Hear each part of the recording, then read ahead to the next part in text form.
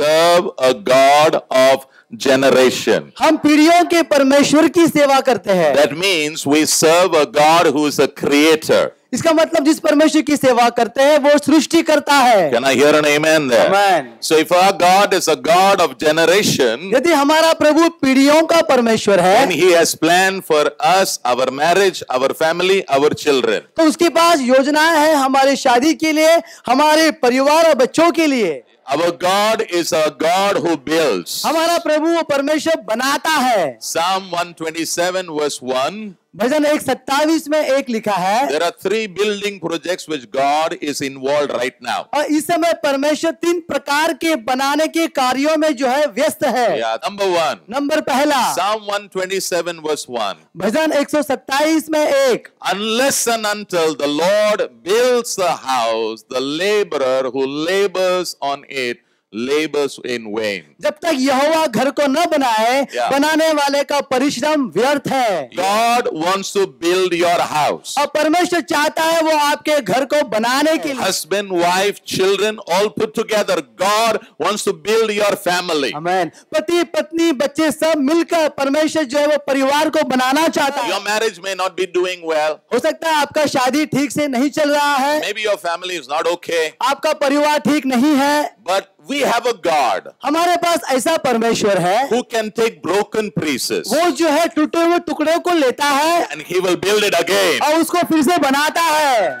Amen, Can I hear an amen there? Amen. Okay. Number 2. Number दूसरा, God is building a spiritual house. परमेश्वर जो है आत्मिक परिवार को घर को बांध रहा है। Matthew chapter 16 verse 18. मत्ती 16 में 18, Jesus said, यीशु ने कहा, I will build my church. मैं अपनी कलीसिया को बनाऊंगा। आमेन। So your family is a natural family. आपका परिवार स्वाभाविक परिवार है, But then God has a spiritual family. फिर परमेश्वर के पास आत्मिक परिवार है, The church. कलीसिया। We are not 1-2 people. हम 1-2 लोग नहीं है, We are hundreds of people. हम जो है 100 हजारों लोग हैं, And it's a family. और ये परिवार है। And God says, और प्रभु कहता है, I will build this family. और प्रभु कहता है मैं इस परिवार को बांधूंगा। This is not my house. ये मेरा घर नहीं है, This is His house. वो यीशु का घर है, Bought by the blood of Jesus. यीशु के लहू से खरीदा गया। Number 3. Number 3, We all are going to have eternal homes. हम सभी के पास जो है अनंतकालिक घर होगा। In John chapter 14 verse 2, Jesus said, यूहन्ना 14:2 में यीशु ने कहा, In my Father's palace, और मेरे पिता के घर में there are many rooms. बहुत सारे जगह है, He has an eternal home for you. आपके लिए उसके पास अनंतकालिक घर है, And He is going to build it. और वो यीशु खुद बनाने वाला है, He is the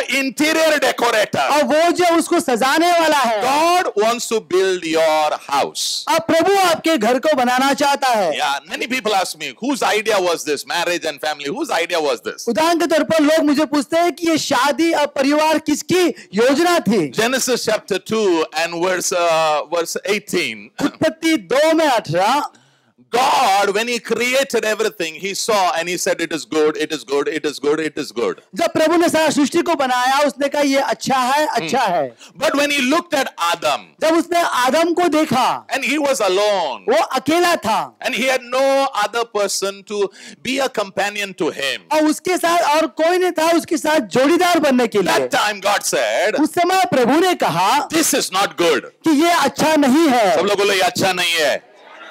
क्या अच्छा नहीं है? अकेला रहना। He said, प्रभु ने कहा मैं the Almighty God, सर्वशक्तिमान परमेश्वर, I will make a helper for him. मैं उसके लिए एक उपयुक्त सहायक बनाऊंगा। कौन बनाएगा? God made a wife for Adam. परमेश्वर ने आदम के लिए पत्नी बनाया। Adam did not find a wife. और आदम ने नहीं पाया उसको। Like we go around searching everywhere. जैसे हम जाते हैं ढूंढते हुए, No problem. कोई समस्या नहीं है। But the first father, मगर पहला पिता, the first father, जो पहला पिता, God found, made, created a wife for him. और पहला पिता उसको परमेश्वर ने सृष्टिकर्ता ने जो है पत्नी को ले आया। So what is God saying? प्रभु क्या कह रहा है? I will make a wife for him. अब मैं उसके लिए पत्नी बनाऊंगा And I will bring her to him. और मैं उस पत्नी को आदम के पास ले आऊंगा। I will get them married. अब मैं चाहूंगा कि वो शादी कर ले। Marriage is the idea of God. शादी ये परमेश्वर की योजना है। आमीन। It is not that Adam was thinking and saying, okay, क्या करेंगे? कुछ करेंगे क्या अभी? ऐसा नहीं कि आदम सोच रहा है कि अभी क्या करेंगे हम अभी तो। 18 साल के हो गए, चलो अभी मैं शादी करती हूँ। Not like that. ऐसा नहीं हुआ। God saw a need अब परमेश्वर ने जरूरत को देखा in Adam. आदम के अंदर, And that need और वो जरूरत जो है only can be fulfilled by a wife. खाली उसकी पत्नी ही पूरा कर सकती है। What is the Bible saying? Bible क्या कहती है? Marriage is God's idea. शादी ये परमेश्वर की योजना है। किसकी योजना है? परमेश्वर की। Family is God's idea. परिवार परमेश्वर की योजना है। Genesis chapter 1 verse 28. उत्पत्ति 1 में 28। What is God saying? प्रभु का वचन में देखो प्रभु ने क्या कहा। He blessed them. प्रभु ने उनको आशीष दिया। He told them, उनको ऐसे कहा, be fruitful, फूलो फलो multiply, और बहुगुणित हो जाओ, fill the earth. धरती को भर दो। When God blesses, जब प्रभु आशीष देता है, that time family happens. जब परिवार होता है, Children are a gift from God. बच्चे परमेश्वर की ओर से तोहफा है। Psalm 127 verse 3. भजन संगीता 127 में 3। Children are a gift from God. परमेश्वर की ओर से बच्चे ये वरदान है, भेंट है। 3 things I'm going to talk to you about family today. और आज परिवार के विषय में 3 बातें बताऊंगा। Number 1, नंबर पहला, your family आपका परिवार should be a God-centered family. आपका परिवार जो है परमेश्वर केंद्रित परिवार होना है। That means Jesus is the center of your family. इसका मतलब आपका परिवार का केंद्र बिंदु यीशु होना है। And everybody's eyes are on the Lord Jesus Christ. हर एक का आंख प्रभु यीशु के ऊपर होना है। You should build your family with God being the center. और परमेश्वर को केंद्रित रखकर अपने परिवार को बनाना है। That means इसका मतलब God is the authority in your family. God is the authority behind your family. आपके परिवार में और परिवार के पीछे परमेश्वर अधिकार होना है। Now, when I look at families today, जब आज हम परिवार को देखते हैं, there are 2 kinds of families. 2 प्रकार के परिवार The हैं। first family is a family with God culture. और पहला परिवार जो परमेश्वर का संस्कृति के साथ है। किसकी संस्कृति? परमेश्वर की। I have heard many people, ही आमची संस्कृती आम्ही हे नाही करत आणि आम्ही हे नाही करत आणि आम्ही हे नाही करत आम्ही हे नाही करत आम्ही आता परमेश्वराच्या राज्यामध्ये आलो आहे आता जी संस्कृती आम्हाला पाहिजे ती परमेश्वराची पाहिजे. आमीन। Now we should have the culture of God. अभी हमारे पास परमेश्वर की संस्कृति होनी है। You know, Jesus was born in a very godly family. और यीशु ईश्वरीय परिवार में उसका जन्म हुआ। Luke chapter 2 verse 39. लूका 2 में 39 Bible says, बाइबल कहती है, the parents of Jesus fulfilled all the requirements of God. और यीशु के माता पिता ने व्यवस्था की सारी मांगों को पूरा किया। Think about the atmosphere in the family. आप सोचे कि घर का माहौल कैसा है। Where Jesus, who is God, who became man for us, he's growing in that atmosphere. और यीशु परमेश्वर मनुष्य बना हमारे लिए और उस माहौल में वो भर रहा है। When you become God-centered, जब आप परमेश्वर केंद्रित होते हो, the atmosphere in your family will change. आपके घर का जो माहौल है वो बदल जाएगा। Amen. When people come in your family, they will experience heaven down on earth. लोग आपके परिवार में आएंगे, वो स्वर्ग को आपके घर में महसूस करेंगे। Your house may be small, but because it is a God-centered family, God lives over there. Amen. आपका घर छोटा होगा मगर आपका परिवार परमेश्वर केंद्रित है, परमेश्वर वहां पर वास करता है। Let's go to another example. हम और एक उदाहरण में जाएंगे। Paul says something about Timothy. अब पौलुस तिमुथी के विषय में कुछ कहता And है it has to do with his family. और वो परिवार के विषय में है। Yeah. In 2 Timothy chapter 1 verse 5. दूसरा तिमुथी 1 में 5 Here he says, इसमें वो कहता है, Paul says, I am reminded of your sincere faith. वो कहता है कि मैं तुम्हारे विश्वास के बारे में मुझे याद आता है। A faith which I saw in your grandmother. मैं ऐसा विश्वास मैंने तुम्हारे दादी के अंदर देखा इसके है। अंदर देखा है दादी. दादी शिव्या देत असेल तर आम्ही शिव्या द्यायचं नाही. आम्ही त्या परिवारामधलं नाही. त्या कल्चर, ती संस्कृती नाही आमची आता. आमची संस्कृती परमेश्वराची संस्कृती आहे. आमेन.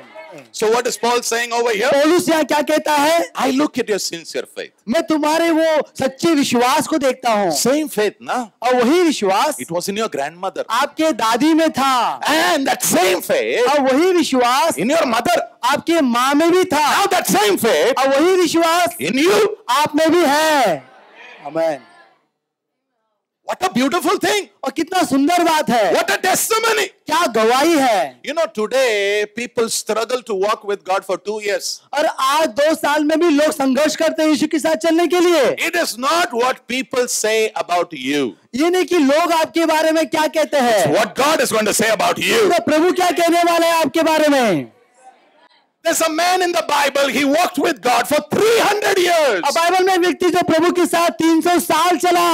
Enoch, हनोक 300 years. 300 साल. Day after day, और हर दिन, day after day, हर दिन God was the center of his family. और प्रभु उसके परिवार का केंद्र बिंदु था. 300 years. 300 साल. Timothy. तिमोथी. इकडे Timothy. Timothy's mother, Timothy's grandmother. Timothy की माँ और उसकी दादी. इधर. Grandmother. Now, the grandmother, और दादी. godly woman. और वो ईश्वरीय स्त्री थी. Yeah, in her life, उसके जीवन में, in her family, उसके परिवार में God was the center. और परमेश्वर केंद्र बिंदु था. Her daughter, और उसकी बेटी Eunice, Yunus, she got married to a Greek man. और उसने यूनानी व्यक्ति से शादी किया. Not a believer, वो विश्वासी नहीं था but a Greek man. मगर यूनानी व्यक्ति. But still the Bible says, फिर भी बाइबल कहती है she understood her mistake. और उसने अपने गलती को समझा. And she actually allowed God to be the center of her life and her children's life. और उसने इजाजत दी कि परमेश्वर उसके और उसके बच्चों के जीवनों का केंद्र बिंदु हो जाए. आपने शायद गलती किया होगा अविश्वासी से शादी कर कर, लेकिन अब समय है कि हम हमारे परिवार को परमेश्वर के हाथ में दे. आमीन. So, what is Paul saying? पौलुस क्या कहता है Timothy, तिमोथी के बारे में? look at your heritage. आपका जो है पीढ़ी है उसको देखे. Not down, नीचे नहीं, up. ऊपर. Look at your mother. आपके माँ को देखे, Look at your grandmother. आपके दादी को They देखे. had sincere faith. और उनके पास सच्चा विश्वास था. Are you with me? हमारे साथ है आप. Yeah. Now, when you have a God-centered family, अभी आपका परिवार अगर परमेश्वर केंद्र बिंदु है, what will you give to your children? आप आपके बच्चों को क्या दोगे? Those true riches which are from God. और जो परमेश्वर की ओर से सच्चा धन है वो देंगे आप. आमीन. What did Louis give to Eunice? और लुइस ने यूनिस को क्या दिया? Faith. विश्वास. What did Eunice give to Timothy? और यूनिस ने जो है तिमोथी को क्या दिया? Faith. विश्वास. अगर तू तेरे बच्चों को 1000 भी रुपए नहीं दे सकता है, लेकिन अगर प्रभु का जो विश्वास है वो अगर तू तेरे बच्चों को दे सकता है तो तूने तेरा काम कर दिया है. आमीन. 2 Timothy chapter 3 verse 15. दूसरा तिमोथी 3 में 15. Now, अभी in the house, घर में yeah, Timothy's mother, तिमोथी की माँ जो है she is a believer. वो विश्वासी है. Father is not a believer. अब उसका पिता विश्वासी नहीं था. But what the mother did is, पर माँ ने क्या किया? from the young age, उसके बचपन से ही she taught him the word of God. उसके माँ ने बचपन से उसको प्रभु का वचन सिखाया. आमीन. From a young age, she taught him God's word. और छोटे बचपन से ही माँ ने अपने बच्चों को परमेश्वर का वचन सिखाया. आज प्रॉब्लम हो रहा है कि, anyway, now I'm going to say something. मैं भी कुछ कहने वाला हूँ. Listen to me, because you will make mistakes in your house. ध्यान से सुने क्योंकि आप आपके परिवार में गलती करोगे. If the mother goes out to work, अगर माँ बाहर जाती है कमाने husband also goes out. और पति भी जाता है बाहर, दोनों भी 8 बजे आते हैं रात को. और हमारे जो नन्नू मन्नू बच्चे हैं वो किसके हाथ में रहते हैं? Baby sitting. वो कौन सा सिटिंग करने वाले? वो तुम्हें कार्टून डाल के देंगे. या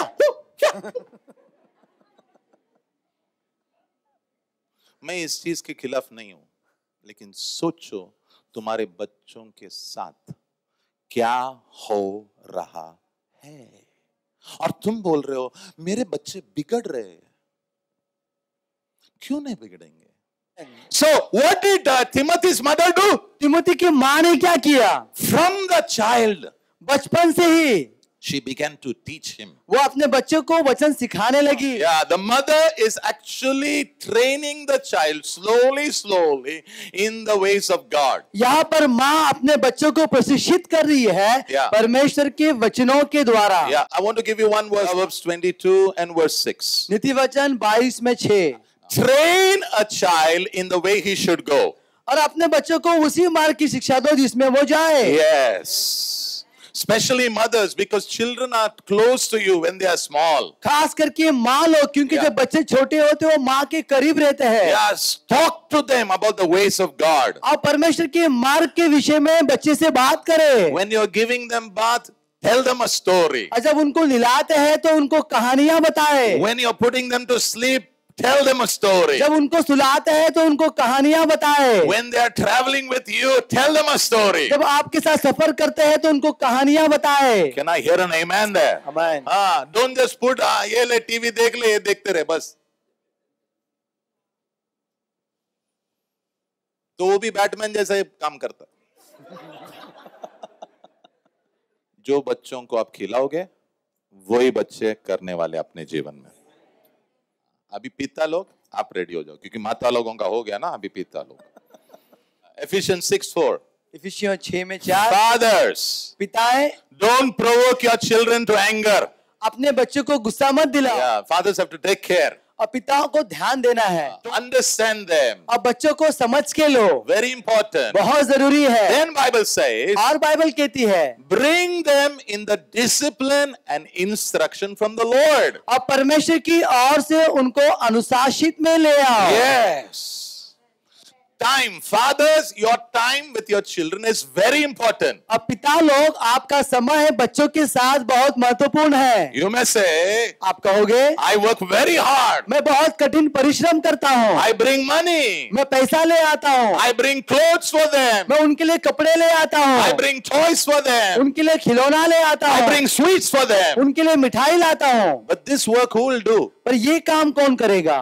So fathers, take up your responsibility. अब पिताओं अपने जिम्मेदारियों को ले लो। First of all, spend time with your children, fathers. अब पिताएं पहली बार अपने बच्चों के साथ समय बिताए।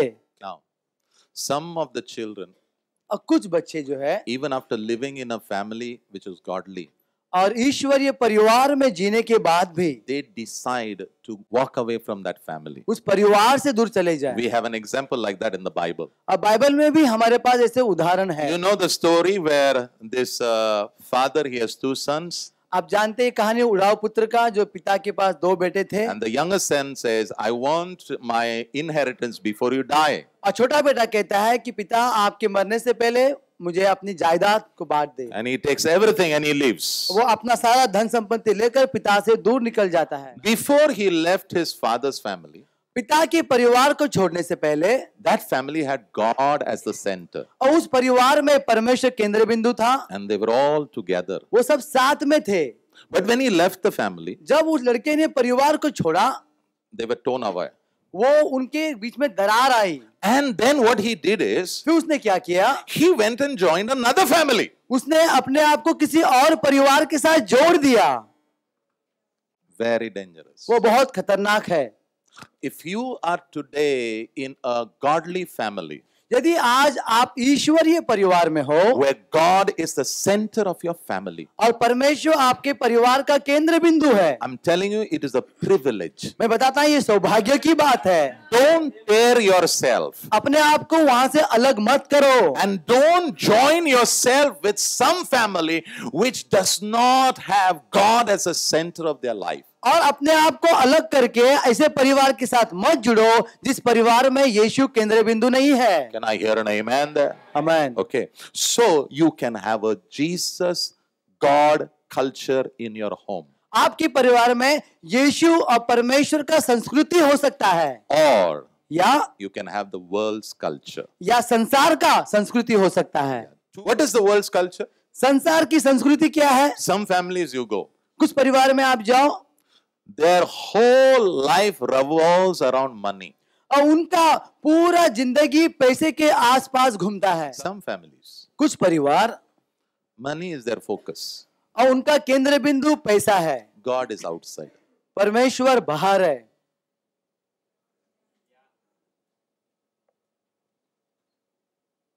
You may say, how do I know whether money is the center of our family? आप कहो कि मैं कैसा जानूं कि हमारा केंद्र बिंदु पैसा है? Look how you handle your money. देखिए पैसा को आप कैसा संभालते हो, How do you use your money? आपके पैसे को कैसे इस्तेमाल करते हो। You will come to know. Now, Abhi- some families, कुछ परिवार yeah, they have father, mothers who are drunkards. पिता और माँ दोनों शराबी है। Yes, full tune. And what they must be doing, husband and wife. और वो पति पत्नी क्या करते होंगे? I don't know what happens in that family. परिवार में क्या होता है मैं नहीं जानता। There must be fighting, there must be cursing, there must be all kinds of evil in that family. उस परिवार में झगड़ा होता होगा, वहां पर लड़ाई होती होगी, सब प्रकार की बुराई होती होगी। James 3:16. Yakub 3:16। And a life of selfishness must be manifesting over there. और वहां स्वार्थीपन का जीवन प्रकट होता होगा। What will happen to that family? उस परिवार के साथ क्या होगा? But today, पर आज there is hope for us. हमारे लिए आशा है।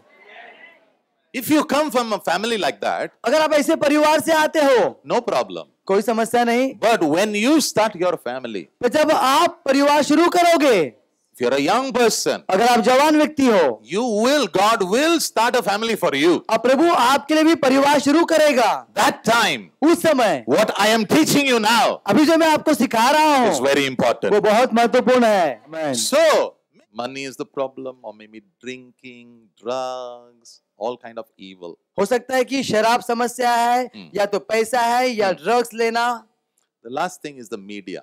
आखिरी जो है वो है media. Today, media is controlling a lot of families. और आज मीडिया जो है बहुत परिवार को नियंत्रण करता है। The TV, TV, the newspaper, अखबार, internet, internet, Facebook, Facebook, Twitter. Twitter. You know, we thank God for celebrities. अभिनेता अभिनेत्री के लिए धन्यवाद देते हैं। Like a sister is there, जैसे बहन रिबेका है, and you are all celebrity only.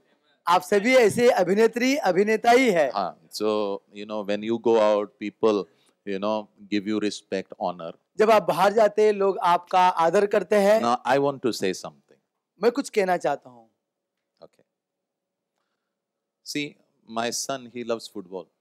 और पासवान का बेटा वो फुटबॉल उसको अच्छा लगता है, I also like. और पासवान को भी अच्छा लगता है। Some of the players that he likes, I know. और जो प्लेयर उसको पसंद है मैं उसे जानता हूँ, But I know their life. पर मैं उस प्लेयर के जो लोग हैं उनका जीवन को जानता हूँ। Every celebrity has been given God's gift.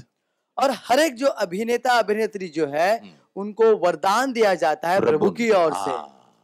When they were born, God put some things for them. जब उनका जन्म होता है प्रभु उनके लिए कुछ देता है। Today they are using it. जब आज वो उसका इस्तेमाल करते हैं World is respecting them. और सारा दुनिया उनका आदर करते हैं They appreciate them. और दुनिया उनकी बड़ाई करती है। And many people follow them as an example. और बहुत लोग उनका उदाहरण के रूप में पीछा करते हैं। Paul said, पौलुस ने कहा, follow me मेरा पीछा करो as I follow Jesus Christ. जैसे मैं यीशु मसीह का पीछा करता हूँ। You follow a celebrity, I have no problem. आप अभिनेता या अभिनेत्री का पीछा करो, मुझे समस्या नहीं है। Only if they follow Jesus Christ. तभी पीछा करो जब वो यीशु का पीछा कर रहे हैं। You know, appreciating a footballer for his gift is very good. अगर एक व्यक्ति जो फुटबॉल अच्छा खेलता है और उसके वरदान के लिए उसकी बड़ाई करो, अच्छा है। No problem. But life? पर जीवन No. नहीं। No. Gifting is different. वरदान अलग है, Character is different. चरित्र अलग है। If God is the center, यदि परमेश्वर केंद्र बिंदु है, if Jesus is the center, यीशु केंद्र बिंदु है, that means इसका मतलब the Bible is the center of your family. आपका परिवार का केंद्र बिंदु बाइबल है।